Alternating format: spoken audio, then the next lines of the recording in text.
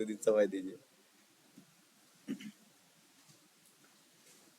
रात के बज चुके हैं 8 और मैं हाजिर हूं आपके सामने एक प्यारा सा सेशन लेकर के। और ये सेशन है सब्जेक्ट केमिस्ट्री का, यानी कि रसायन शास्त्र का। हम लोग एक अद्भुत चैप्टर को लेकर आए हैं और इस चैप्टर का नाम है एसिड बेस एंड साल्ट, यानी कि अम्ल भस्म और लवण। वीडियो को शुरू करने से पहले आप सभी से आग्रह है कि अगर आप चैनल पे नए हैं, अभी तक चैनल को सब्सक्राइब नहीं किए हैं, तो सबसे पहले आपसे रिक्वेस्ट है कि चैनल को सब्सक्राइब करें। और अगर चैनल को सब्सक्राइब किए हुए हैं तो वीडियो को लाइक करना ना भूलें और इस वीडियो को अपने व्हाट्सएप स्टेटस पे लगाना बिल्कुल ना भूलें। इस सेशन में जो भी क्वेश्चन पढ़ाया जाएगा, अगर इस आपके एग्जाम में अगर कोई भी क्वेश्चन पूछा भी जाएगा ना, तो इसी सेशन से पूछा जाएगा। ठीक है, इसका 2 पार्ट में वीडियो आपको देखने को मिलेंगे। तो चलिए बिना देर किए वीडियो को शुरू करते हैं। चलिए आइए पहला क्वेश्चन देखते हैं जी। आज का पहला क्वेश्चन है कि जो पदार्थ स्वाद में खट्टा होता है उसे क्या कहते हैं। बड़ा ही शानदार क्वेश्चन है जी। अगर जो पदार्थ स्वाद में खट्टे होते हैं उसे क्या कहते हैं? ऑप्शन है अम्ल, क्षार, लवण की कोई नहीं। आपको बताना है कि जो पदार्थ स्वाद में खट्टे होते हैं उसको क्या कहते हैं। जिन बच्चों का इसका जवाब मालूम होगा कमेंट में आप लोग जवाब देना बिल्कुल ना भूले और वीडियो को ज्यादा से ज्यादा लाइक कीजिए। ठीक है, तो चलिए, जो पदार्थ स्वाद में खट्टा होता है उसे क्या कहते हैं? तो जो पदार्थ स्वाद में खट्टा होता है साथियों, उसको अम्ल कहा जाता है। जो पदार्थ स्वाद में खट्टा होता है उसे अम्ल कहा जाता है। तो चलिए अगला क्वेश्चन देखते हैं। अगला क्वेश्चन है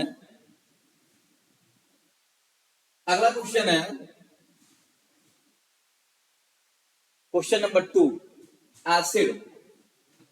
कह रहा है कि अम्ल का पीएच मान कितना होता है? अम्ल का पीएच मान कितना होता है? ऑप्शन है 7 से कम, 7 से अधिक, 7 की कोई नहीं। साथियों, अगर अम्ल की बात करें तो इसका पीएच मान जो है, अम्ल का पीएच मान जो है 7 से कम होता है, 7 से कम होता है। क्षार का पीएच मान जो है, क्षार का पीएच मान क्या होता है? अधिक होता है 7 से।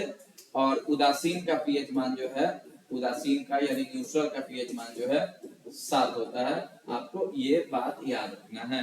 क्वेश्चन पूछा है कि एसिड का कितना होता है, तो आंसर होगा ए, 7 से कम। अगला क्वेश्चन देखिए। अगला क्वेश्चन है कि अधातुओं के ऑक्साइड। कह रहा है कि अधातुओं के ऑक्साइड एवं हाइड्रोक्साइड किस प्रकृति के होते हैं। कह रहा है कि अधातु के ऑक्साइड एवं हाइड्रोक्साइड किस प्रकृति के होते हैं। ऑप्शन है अम्लीय, क्षारीय, उदासीन की कोई नहीं। साथियों, आपको बताना है कि धातुओं के जो ऑक्साइड होते हैं कैसे, अधातुओं के जो ऑक्साइड होते हैं कैसे होते हैं। तो अधातुओं के ऑक्साइड होते हैं अम्लीय। ठीक है, ये पिछले सेशन में भी इस क्वेश्चन का चर्चा हुआ था। अगला क्वेश्चन है कि अधातुओं के ऑक्साइड एवं हाइड्रोक्साइड हो गया। क्वेश्चन नंबर 4 रखिएगा। क्वेश्चन नंबर 4 का है कि निम्न में कौन प्रबल अम्ल का उदाहरण है। प्रबल अम्ल का उदाहरण है, आपको बताना है कि इनमें से प्रबल अम्ल कौन है। ऑप्शन है CH3COOH, HCOOH, HNO3 की कोई नहीं। आपको बताना है कि प्रबल अम्ल कौन सा है। तो साथियों, प्रबल अम्ल है HNO3। ऐसे भी आपको प्रबल अम्ल याद रखिएगा, यह सबसे प्रबल होता है HNO3, HCl और H2SO4। ये तीनों का तीनों जो है प्रबल अम्ल के श्रेणी में आते हैं। इसके अलावा जो भी आते हैं दुर्बल होते हैं, एक बार एरिया को छोड़ करके। नेक्स्ट, धातु अम्ल से अभिक्रिया करके किस गैस का उत्सर्जन करते हैं। कह रहा है कि मेटल जब एसिड से अभिक्रिया करता है तो कौन सा गैस बनाता है। तो गैस बनाता है साथियों हाइड्रोजन गैस बनाता है। तो ऑप्शन हो जाएगा बी, हाइड्रोजन गैस। ठीक है, अगला क्वेश्चन देखिएगा। अगला क्वेश्चन है कि अम्ल ब्लू लिटमस पत्र को किस रंग में परिवर्तित कर देता है। अम्ल, ऑप्शन है लाल, पीला, हरा कि काला। आपको बताना है कि अम्ल जो है नीले लिटमस पत्र को किस में बदलता है। तो साथियों, इसका आंसर होगा क्या जी? ये होगा नीले को लाल में बदलता है जी, नीले को लाल में बदलता है। अगला क्वेश्चन देखिएगा। अगला क्वेश्चन है कि जो पदार्थ स्वाद में तीखा होता है। क्वेश्चन है साथियों कि जो पदार्थ स्वाद में तीखा होता है उसे कहते हैं जो पदार्थ स्वाद में तीखा होता है उसे क्या कहते हैं? अम्ल, क्षार, लवण की उदासीन। तो साथियों इसका जवाब होगा क्षार। जो तीखा होता है उसे क्षार कहते हैं। साथियों आप सभी से गुजारिश है कि आप इस सेशन में जो भी क्वेश्चन पढ़ाया जाएगा उसको बहुत अच्छे तरीके से देखिएगा, क्योंकि इसी सेशन से पढ़ाया गया क्वेश्चन जो है आपके एग्जाम में हूबहू देखने को मिलेंगे। तो अब आपके एग्जाम का आखिरी घड़ी चल रहा है, तो आप लोग मन लगा करके तैयारी कीजिए, क्योंकि एसिड बेस से अगर क्वेश्चन आएगा ना तो इस सेशन से बाहर से क्वेश्चन एक भी नहीं आएगा। ठीक है, तो चलिए आगे का क्वेश्चन देखते हैं। अगला क्वेश्चन है कि क्षार का पीएच मान कितना होता है। क्वेश्चन है जी कि क्षार का पीएच मान कितना होता है। ऑप्शन है 7 से कम, 7 से अधिक, 7 के बराबर की कोई नहीं। आपको बताना है कि क्षार का पीएच मान कितना होता है। साथियों तो क्षार का पीएच मान होता है 7 से अधिक। ऑप्शन नंबर बी सही होगा जी। ठीक है, आगे बढ़ते हैं। अगला क्वेश्चन है कि क्षार में उपस्थित आयन का संकेत क्या होता है। तो साथियों ऑप्शन है OH minus, H plus, H3O plus की कोई नहीं। साथियों अगर अम्ल में आयन H प्लस होता है या H3O प्लस होता है, हाइड्रोजन आयन या हाइड्रोनियम आयन। क्षार की बात करें तो क्षार में OH आयन होता है। तो आपसे क्षार पूछा गया है तो ऑप्शन हो जाएगा OH माइनस आयन, हाइड्रोक्साइड। ठीक है, अगला क्वेश्चन देखिएगा। अगला क्वेश्चन है कि क्षार लाल लिटमस पत्र को किस रंग में बदलता है। आपसे पूछा गया है कि क्षार जो है लाल लिटमस पत्र को किस में बदलेगा। ऑप्शन है नीला, पीला, उजला की काला। आपको बताना है कि कौन सा इसमें कलर आएगा क्षार के लिए। लाल को किस में बदलेगा। तो साथियों क्षार जो है ना अम्ल को नीला में बदल देता है। आंसर हो जाएगा नीला। अगला क्वेश्चन देखिएगा। अगला क्वेश्चन है कि निम्न में मिल्क ऑफ मैग्नीशियम का अणुसूत्र होता है। आपको बताना है कि मिल्क ऑफ मैग्नीशियम का अणुसूत्र क्या होता है। साथियों ऑप्शन है MgOH का whole twice, NaOH, KOH, CaOH का होल ट्वाइस। आपको बताना है कि मिल्क ऑफ मैग्नीशियम का अणुसूत्र क्या होता है। तो इसका आंसर होगा MgOH का होल ट्वाइस। यही है मिल्क ऑफ मैग्नीशियम। ठीक है, अगला क्वेश्चन देखिएगा जी। अगला क्वेश्चन है कह रहा है कि निम्न यौगिकों को बढ़ते हुए क्षारीय क्रम में सजाइए। क्षारीय क्रम में सजाइए। आप ध्यान से देखिएगा तो ये सब ग्रुप एक का तत्व दिया हुआ है। ठीक है, तो ग्रुप में ऊपर से नीचे आते हैं तो क्षारीय क्रम बढ़ता है। ठीक है, तो यानी कि सबसे अधिक होगा कौन, सीजियम, रुबिडियम। जैसे कि ग्रुप एक होता है सर्कस। ठीक है, तो सीजियम सबसे नीचे आ रहा है क्योंकि एफआर जो है ना रेडियो एक्टिव है, इसमें क्षारीय ऑर्डर नहीं देखा जाता। तो सीजियम से स्टार्ट होगा, तो सीजियम होगा, रुबिडियम होगा, पोटेशियम होगा, सोडियम होगा और ये लिथियम होगा। यानी आंसर जो है डी सही हो जाएगा इसका। ठीक है, अगला क्वेश्चन बड़ा ही शानदार क्वेश्चन था। अगला क्वेश्चन देखिएगा। अगला क्वेश्चन है कि किस यौगिक का पीएच मान ऋणात्मक हो तो यौगिक होगा। कह रहा है कि किसी यौगिक का पीएच मान अगर ऋणात्मक हो यानी निगेटिव हो तो वह क्या होगा। प्रबल क्षार, प्रबल अम्ल, लवण की कोई नहीं। देखिए कोई यौगिक है जिसका पीएच मान निगेटिव है, निगेटिव होगा तो क्या होगा। तो अब जानते हैं कि 7 से कम आए या फिर माइनस में आए तो हमेशा वो अम्ल की श्रेणी में आता है, तो माइनस लग जाता है तो प्रबल अम्ल हो जाएगा। ठीक है, आंसर हो जाएगा बी। अगला क्वेश्चन देखिएगा जी। अगला क्वेश्चन है क्वेश्चन नंबर 14 देखिएगा कि लवण का पीएच मान होता है। लवण का पीएच मान कितना होता है आपको बताना है।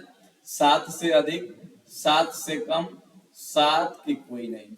आपको बताना है कि लवण का पीएच मान कितना होता है। तो साथियों लवण का पीएच मान 7 होता है। कितना होता है जी, 7 होता है लवण का पीएच मान। अगला क्वेश्चन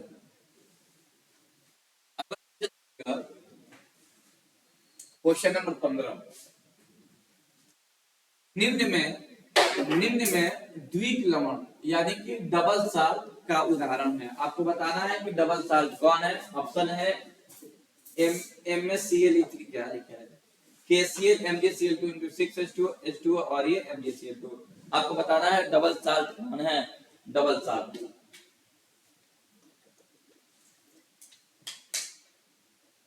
तो साथियों डबल साल्ट की बात करें तो ऑप्शन नंबर बी हो जाएगा, KCl into MgCl2 into 6H2, ठीक है, डबल साल्ट है ये। अगला क्वेश्चन देखिएगा, अगला क्वेश्चन है कि निम्नलिखित में, यानी कि निम्न में कौन सा कम निम्नलिखित में कौन सा यौगिक यानी कि संकर यौगिक है। आपको बताना है कि कॉम्प्लेक्स कंपाउंड कौन है, MgCl2, K4 FeCN6 की NaCl की कोई नहीं। आपको बताना है कि कॉम्प्लेक्स कंपाउंड कौन है, तो ऑप्शन होगा बी, कॉम्प्लेक्स कंपाउंड है K4 FeCN6 हो जाएगा, ठीक है। अगला क्वेश्चन देखिएगा, एक और बात आपको बता दें, इसमें कॉम्प्लेक्स कंपाउंड में जो कंपाउंड स्क्वायर ब्रैकेट में लिखा रहता है साथियों, अगर कॉम्प्लेक्स की बात करें तो जो कंपाउंड एथी में लिखा रहेगा, स्क्वायर ब्रैकेट में लिखा रहेगा, स्क्वायर ब्रैकेट में लिखा रहता है, उसको हम लोग कॉम्प्लेक्स कंपाउंड कहते हैं। तो इसमें स्क्वायर ब्रैकेट है, आंसर यही हो जाएगा, ठीक है। अगला क्वेश्चन देखिएगा, अगला क्वेश्चन है कि निम्न में कौन द्विक लवण का उदाहरण है, निम्न में कौन द्विक लवण का उदाहरण है। ऑप्शन है K2SO4 into Al2SO4 के thrice into 24H2O, H2SO4, HNO3, NaCl। Answer हो जाएगा ए। साथियों इसका नाम याद रखिएगा, इसको फिटकरी कहते हैं, फिटकरी, ठीक है, फिटकरी या फिटकरी के नाम से जानते हैं। फॉर्मूला है K2SO4 into Al2SO4 के thrice into 24H2O। Royal water, royal water Amalraj किसे कहा जाता है।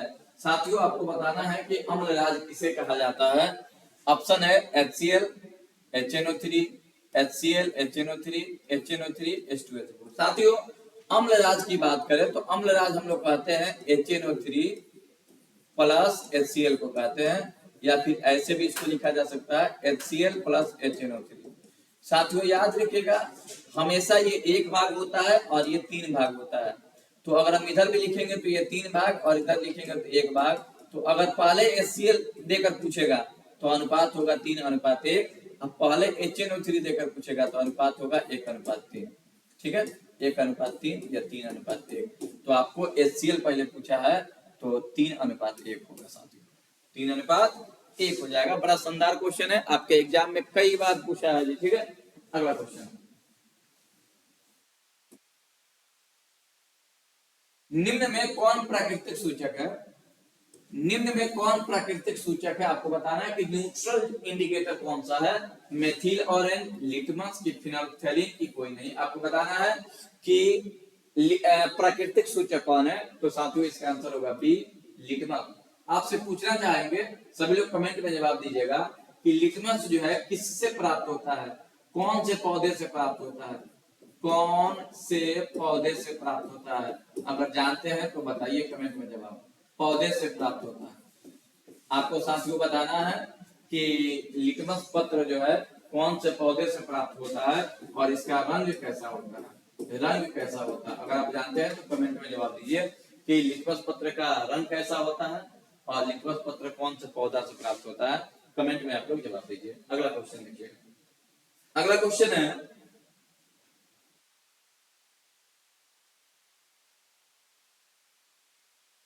कह रहा है कि पीएच स्केल का जन्मदाता कौन है।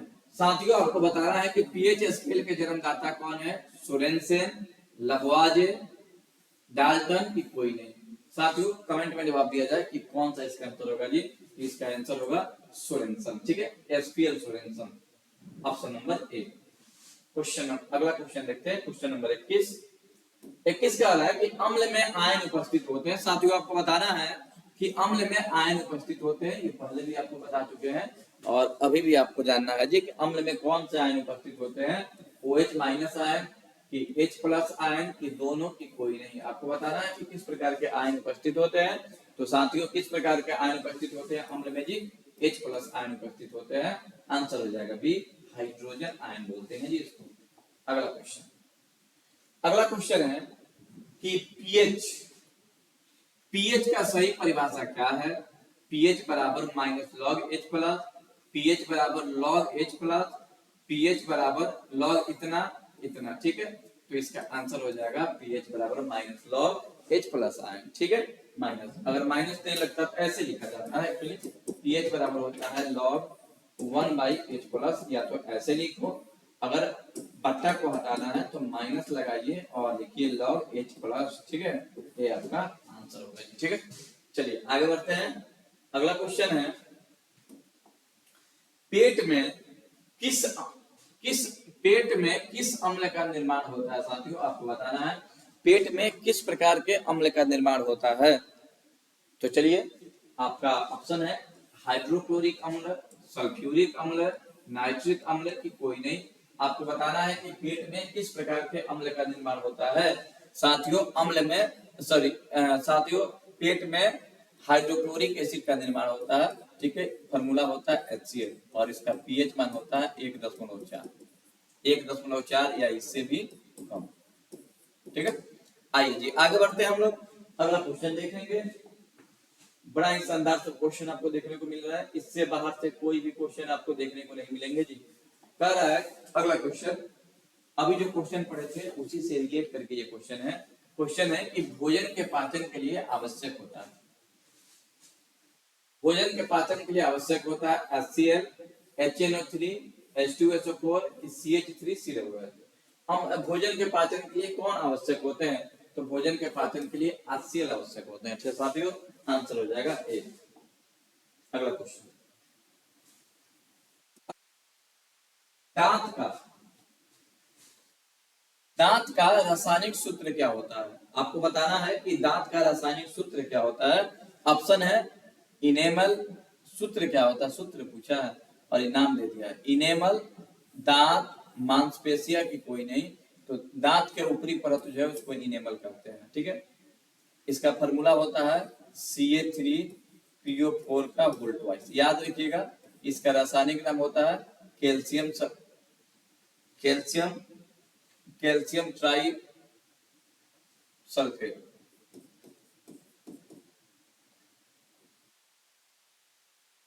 Calcium calcium try sulphate, sulphate नहीं जी फास्फेट होता है। अरे यार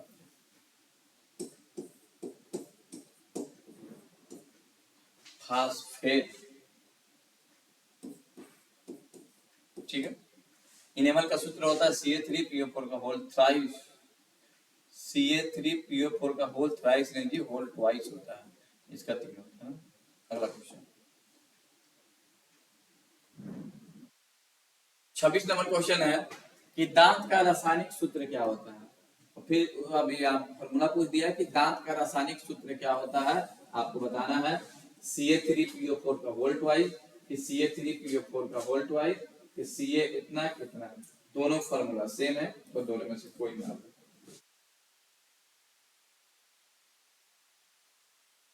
तो याद रखिएगा हम लोग वहां पे ट्राइफॉस्फेट लिखे थे, तो आप लोग बस कैल्शियम सल्फेट लिखिएगा, कैल्शियम कैल्शियम और PO4 का फास्फेट, कैल्शियम फास्फेट हो जाएगा। ट्राई का प्रयोग हम लोग नहीं करेंगे, यहाँ पे देख लीजिए वहां पे मिस हो गया था, कैल्शियम फास्फेट होता है, ठीक है। Ca3PO4 का वोल्ट वाइज।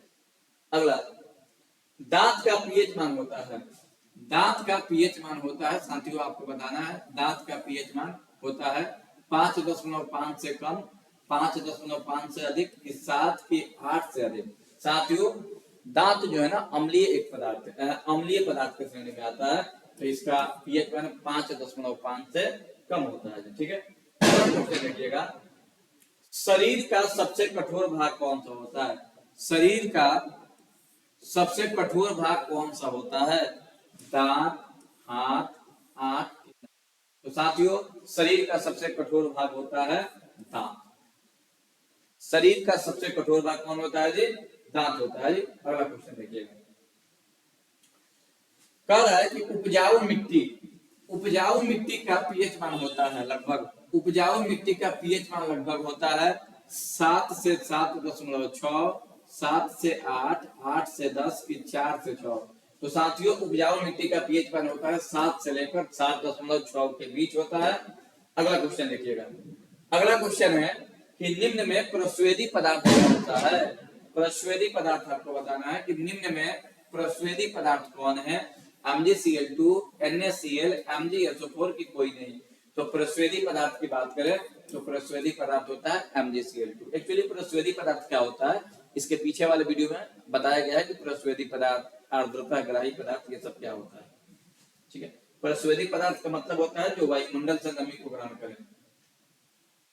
अब जो है ये सबसे इंपॉर्टेंट आपका जो है स्लाइड है जी, सबसे इंपॉर्टेंट यहाँ पे आपके तथ्य लिखे हुए हैं। इसको जानना आपके लिए बहुत ही जरूरी है क्योंकि डायरेक्ट आपके एग्जाम में पूछे जाते हैं। देखिए आंतरस यानी कि यही आंत में पाया जाता है, यानी कि यही पेट में पाया जाता है। तो आंतरस को हम लोग क्या बोलते हैं, HCl बोला जाता है। इसका पीएच मान 1.4 होता है। नींबू के रस का पीएच मान 2.4 होता है।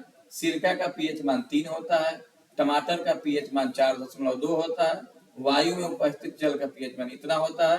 दूध का पीएच मान 6.4 होता है। उसी प्रकार से शुद्ध जल का पीएच मान 7 होता है। मानव रक्त या आंसू का पीएच मान कितना होता है जी, 7.4। खाने वाले सोडे का पीएच मान 8.4। अंडे का पीएच मान 7.8। घरों में उपयुक्त अमोनिया का पीएच मान 11.5 और चूना का पीएच मान 13 होता है। साथियों इतना पीएच मान आपको याद दिया हुआ है, लेकिन आपको ये सब नहीं याद करने हैं। इनमें से हम जो जो इंपॉर्टेंट करते हैं उसको याद करिए, आपके एग्जाम में वही आएंगे। ठीक है, एक आप इसको याद कर लीजिए, एक आप दूध का याद कर लीजिए, तीसरा आप शुद्ध जल का याद रखिए, और ये चौथा 4 नंबर मानव रक्त या आंसू। देखिए दूध का पीएच मान खूब पूछा जाता है 6.4। आंतरस, आंतरस को हाइड्रोक्लोरिक एसिड कहते हैं, इसका पीएच मान खूब पूछा जाता है 1.4। शुद्ध जल का पीएच मान खूब पूछा जाता है, कितना होता है जी, 7 होता है। और मानव रक्त या आंसू का पीएच मान होता है 7.4। ये 4 आपको पीएच मान याद रखना है। इससे ज्यादा जो है क्वेश्चन आपके एग्जाम में नहीं मिलते हैं। तो इस वीडियो को बड़े प्यार से देखिए, और जितने भी आपको याद करने वाले तथ्य जो याद है वो अच्छी बात है, जो नहीं याद है उसको आप लोग लिख करके याद करिए, क्योंकि एग्जाम बहुत ही नजदीक बचा हुआ है। तो चलिए आगे आगे देखते हैं हम लोग। तो चलिए इसी के साथ इतना ही आपको पढ़ना है, यानी आपको याद कौन रखना है जी, आपको याद रखना है ये 1 नंबर, ये 2, ये 3 और ये 4। आपको बस 4 याद रखना है। ठीक है, तो साथियों जो भी आपको पेज में नहीं याद है उसको लिख करके याद कर लीजिए। ठीक है, एग्जाम में अगर पेज मान पूछेंगे तो इससे बाहर से नहीं पूछे जाएंगे। तो वीडियो को यहाँ तक देखने के लिए आप सभी को तहे दिल से धन्यवाद। अगर आप लोग अभी तक वीडियो को लाइक नहीं किया हो तो लाइक जरूर करिए, चैनल को सब्सक्राइब नहीं किया हो तो सब्सक्राइब जरूर कीजिए। इस वीडियो में इतना ही, मिलते हैं नेक्स्ट वीडियो में।